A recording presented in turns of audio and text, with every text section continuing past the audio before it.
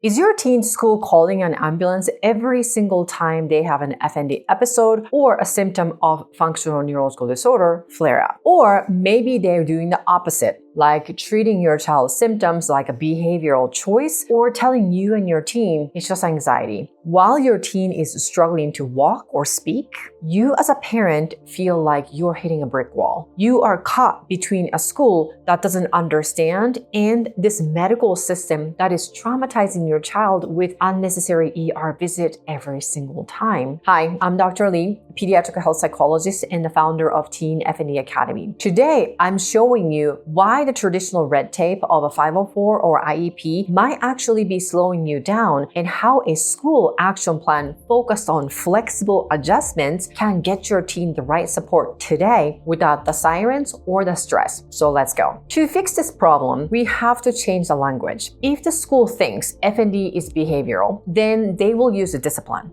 right? But if they think this is a medical emergency, then they'll call 911 or ambulance. We need them to understand that FND is neurological. Now, I define FND as a brain network disorder. It is literally a miscommunication between the brain and the body. So think of it like a high-end computer. The hardware, the physical brain, the spine, the muscles, everything else is looking and perfectly okay. An MRI is not going to show any break, but the software is glitching. When your teen has a functional seizure or a limb that wouldn't move, their internal software has sent a faulty signal. So for a teacher or any staff on campus, seeing a functional seizure episode is terrifying. I mean, frankly speaking, it's terrifying for anyone, right? So their instinct is, oh my gosh, this is medical emergency. But in FND, an ER visit with this bright lights, the sirens, and this invasive mega workup and test every single time often spikes the nervous system even more for the teen, and therefore making this glitch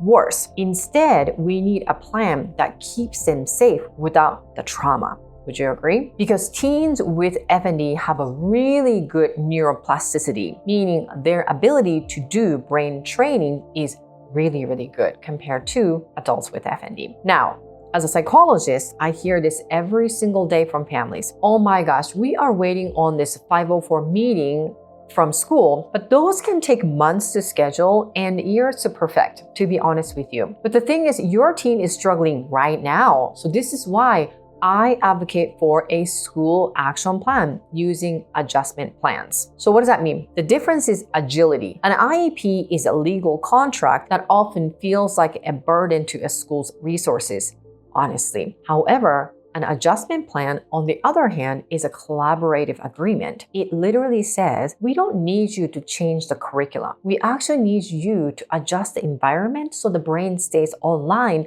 and maximize this brain training. Because FND is a brain network disorder, we need a network of flexibility. The Family Guy shares a handful of practical strategies to help you get out of this survival mode, and it shows why our structured approach gets such a strong result. Grab it from the description below. It is free. So here are 3 key adjustments that I recommend in every single school action plan. Are you ready? Step 1, the safe-based protocol. Instead of a nurse office, which can be loud and clinical oftentimes, we designate a quiet spot. So it could be a library corner or a specific counselor's office, or it could be just about anywhere where the teen can use the tools to regulate themselves to ride the wave of FND symptoms first. Step 2, the no questions asked exit pass. So for FND team, the pre-symptom phase can be pretty critical, right? So if they feel a seizure coming on or they're not just feeling good, then they shouldn't really have to raise their hand and wait for permission. And that stress alone can trigger the episode. So let's implement that. Number 3, the no siren protocol. So this is a written instruction for the school nurse and anyone on the team.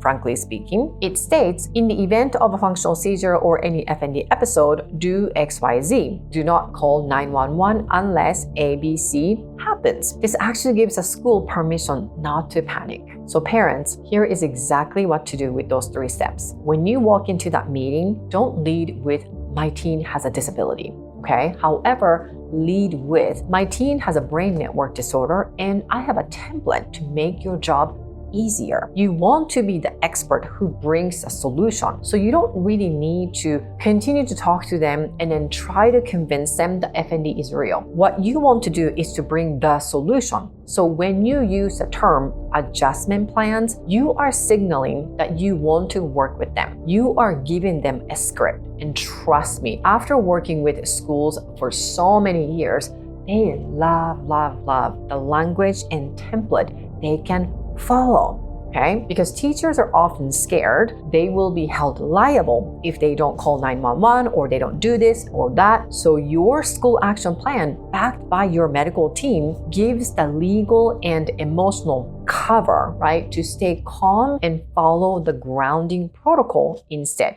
as much as possible. If you want to see how my full program of Teen FND Academy works and how it's helping families resolve FND for real, then watch the video linked in the description box below. I know this is a lot to navigate while you're already exhausted like a zombie. I hear you. And that's why I have built the Teen FND Family Action Plan. Inside that, I have included my exact template for a school action plan with the specific wording you can hand to a principal or nurse or district or whoever you need to. It's the same framework we use at Teen FND Academy to help families get their lives back. And you can download it for free at the link in the description box below. So let's stop the medical trauma, right? Bypass the red tape and get your teen back to being a student again. I'm gonna see you in the next video where we talk about what to do if they cannot even get to the school in the first place. I'll see you in the next video.